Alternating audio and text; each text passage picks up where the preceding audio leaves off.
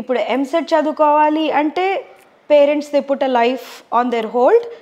పిల్లలు చదువుకో 2 years మా ఇంట్లో టీవీలు ఉండవు, మేము పెళ్ళిళ్ళకి రాము, మేము అక్కడ సాక్రిఫైస్.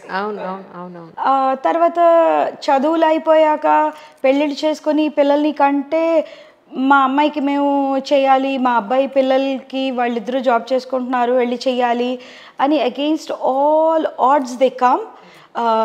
పిల్లల్ని ఇలా వాళ్ళని ఇలా ఎత్తుకొని చేతులను, వీళ్ళ పిల్లల్ని చూసుకోవడమే కాదు వాళ్ళ పిల్లల్ని అంటే మన వాళ్ళు కూడా చూసుకోవాల్సిన సిచ్యువేషన్స్.